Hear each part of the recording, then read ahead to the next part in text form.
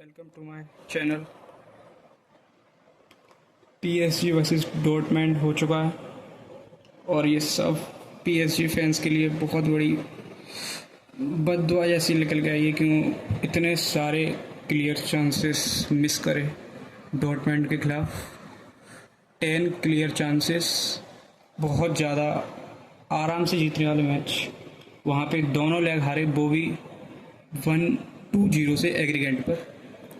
ये एक दुखद भरा मोमेंट है सब पीएसजी फैंस के लिए, क्योंकि लगा कि किलियन एम्बापे पीएसजी की तरफ से 8 साल निभाने के बाद एक यूएफए जीतेंगे। इस बार लगा भी मुझे, क्योंकि सबसे ज़्यादा इजी था पीएसजी के लिए यहाँ पे पहुँचना। यूएफए फाइनल पहुँचना सबसे ज़्यादा इजी रूट था पीएसजी के लिए। आपको लग ही रहा होगा, देखो पहला मैच रियल सोकीडेट से हुआ, 4-1 एग्रीगेंट से जीते। मुझे लगा कि यार सही है, सही शुरुआत है। इस बार लग भी रहा है कुछ पोटेंशियल होगा। बड़ी बात यहाँ पे 4-1 एग्रीगेंट, मुझे लगा किलियन एम्बापे भी फॉर्म में चल रहा है। बड़ी बात आई यहाँ पर पेरिस में लेग 1 में 2-3 से हारी पीएसजी। मुझे लगा शिट, अब क्या गेम गया, क्योंकि आप अपने ही होम ग्राउंड में अगर एक गोल से पीछे चल रहे हो तो आप ये चाह रहे हो कि अब बार्सिलोना जैसे माहौल में इतना डिफ़िकल्ट, इतने सारे फैंस होंगे, उनको सपोर्ट करेंगे, आपको लग रहा है कि आप जीत जाओ। यहाँ पे ये बहुत बड़ी बात होने वाली थी और वहाँ पे उन्होंने जीत के दिखाया, 1-4 से जीत के दिखाया। और लगा कि यार ये वाली जो पीएसजी टीम है अलग ही है, ये इस बार जीतेगी और अच्छी टक्कर देगी रियल मैड्रिड को, क्योंकि मुझे लग रहा है रियल मैड्रिड अभी जाने वाली फाइनल में। मुझे लग रहा था पहले, यही बात रही, ठीक है। लेकिन मुझे इस बात में लेग 2 में इस वजह, ये बहुत बड़ा वजह थी रोनाल्डो का रेड कार्ड देना। वहाँ पे इतना बड़ा फॉल्ट था नहीं जितना बड़ा उन्होंने दे दिया बिना फालतू में। यहाँ पे रेड कार्ड आया रोनाल्डो का इस बारी लेग में, और वो एक बहुत बड़ा इम्पैक्ट था बार्सिलोना के लिए। डिफेंसिव मोड पे वो बिल्कुल बैकलेस में हो गई थी और वो सही से अटैक भी नहीं कर पा रही थी, सही से डिफेंस कर पा रही थी, क्योंकि उन्हें स्कोर भी करना था और अपने स्कोर खाना भी नहीं था।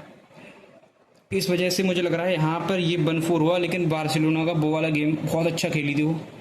आप अगर कोई उठ के सुबह सुबह देखेगा कि अबे यार ये बार्सिलोना 1-4 से हारी है, तो उसको समझ में नहीं आएगा। लेकिन अगर उसने देखा होगा मैच रियल टीम, तो उसको समझ में आया कि हाँ ये मैच क्लोज था। लेकिन यहाँ पे पीएसजी जीत गई और मुझे लगा कि यार शिट, पूरा खाली जगह है, जीतेगी इस बार, यूएफए फाइनल में पहुँचेगी और जीतेगी भी, ऐसा लग रहा था मुझे, अंदर से गट फीलिंग आ रही। लेकिन सब पे हक दिया डॉर्टमंड ने नहीं हगा। डॉर्टमंड ने तो अपना ब्रेवरी दिखाई है, हगा तो बार्सिलोना, पीएसजी ने 10 क्लियर चांसेस मिस करे। पहले लेग में 6 चांसेस क्लियर सब के सब पोस्ट पे, कभी मार रहा है, ये मार रहा है। उस्मान डेम्बेले आ गया अपनी फॉर्म में। बार्सिलोना के खिलाफ कितना ही अच्छा खेला उस्मान डेम्बेले, लेकिन डॉर्टमंड के खिलाफ आ गया अपनी फॉर्म में। रियल उस्मान डेम्बेले दिख गया हमें उस मैच में। उसने ज़बरदस्त चांसेस मिस करे, 10 क्लियर चांसेस मिस करे वहाँ पर ही, पूरे क्लियर। मतलब ऐसा लगा कि यार बस खेले जा रहे हैं अकेले ये, और बिल्कुल भी शॉट कोई गोल पे था ही नहीं। कभी वहाँ पे लगा रहा है, कभी वहाँ पे लगा रहा है। इजी चांसेस जो बन रहे थे आराम से मिस करे जा रहे हैं। तो ऐसा लग भी रहा था कि अगर यहाँ से डॉर्टमंड से जीत भी जाते हैं तो भी यूएफए फाइनल में ये कर्री मुंह के खाने वाले हैं, क्योंकि इतने सारे चांसेस मिस कर रहे हो आप। आपने देखा होगा जब रियल मैड्रिड बायर्न के खिलाफ खेल रही थी तो एक ही चांसेस था, एक चांस बनाया था टोनी क्रूज ने, वो एकदम से विनीसियस जूनियर ने कितना शानदार बॉल निकाला और गोल किया। इतना बड़ा भी चांस नहीं है, वो एकदम से भागा, उसने ली बॉल, उसने गोल स्कोर की।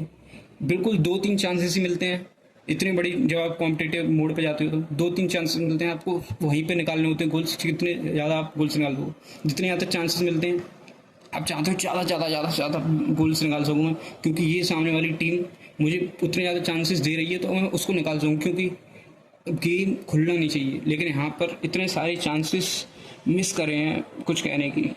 और डॉर्टमंड का भी कोई ज़्यादा खास गेम समझ में नहीं आया।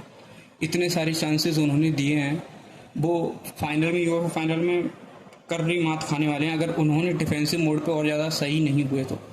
सबसे बड़ी बात, जब दूसरे में जब उन्होंने एक फ्री हेडर खाया, एकदम खराब। ह्यूमेल्स बिल्कुल, जब उन्होंने कॉर्नर लिया बिल्कुल फ्री था ह्यूमेल्स, कोई भी चांस नहीं था कि वो गोल स्कोर करे, पर उसको बिल्कुल फ्री छोड़ दिया था कि ले भाई तू गोल मार, बस कोई मार्किंग नहीं उसके खिलाफ, आराम से खड़ा है वो लौंडा, आया उसने गोल मारा। सबसे ज़्यादा इजी रोड मैप था इस बार यूएफए में, वो था पीएसजी का। एकदम बनाया बनाया खेल था कि आप हाँ यूएफए फाइनल में पहुंचो और आप जीतो, पर उन्होंने कहा नहीं हम तो हगेंगे भाई, सीधी बात। तो मैं लग रहा है कि तो हमें यूएफए जिता करोगे, ऐसा हुआ है आज तक ना होने दूंगा मैं। और जम के हगा भाई, सबने हगा सब। और यहाँ पे डोरमैन मुझे लगा सीधी बात उसने इम्प्रेस किया है सबको, खासकर मुझे लग रहा है कि अब जर्मन फुटबॉल का रेवोल्यूशन दोबारा चालू हो गया है।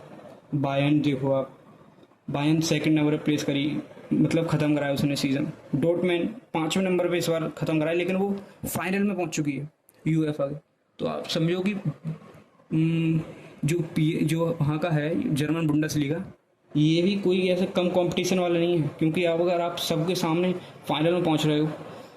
और मुझे तो सबसे ज़्यादा हैरानी अब होगी जब वो बायर लेवरकुसेन यूएफए खेलेगी अगली साल, तो देखने की बात होगी किस हिसाब से खेलेगी, क्योंकि यूरोपा तो मुझे लग रहा है कि वही जीतेगी, सबसे ज़्यादा फेवरेट भी है वही। इस बार की बात ये होगी कि कैसे खेलेगी वो यूएफए अगली जो आने वाली साल है उसमें।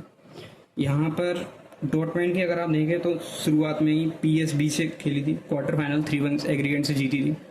ग्रुप ऑफ, सबसे बड़ी बात है ग्रुप ऑफ डेथ से निकल के आई थी वो। मुझे वो डॉर्टमेंट का ज़्यादा खतरनाक रोड मैप लग रहा था, मुझे लग रहा था डॉर्टमेंट ज़्यादातर क्वार्टर फाइनल में ही बाहर हो जाएगी, बड़ी बात नहीं लग रही थी मुझे तो। एटलेटिको मैड्रिड परफेक्ट थी, मुझे लगा real Madrid versus Atletico, real Madrid एक फेवरेट थी मेरी, एक एटलेटिको मैड्रिड फेवरेट थी, एक मैनचेस्टर सिटी फेवरेट थी। मुझे लग रहा है इन तीनों में से एक ना कोई एक उठाएगा, दो निकल चुकी है पहले ही, अब एक रियल मैड्रिड पे ही चांस है मेरा।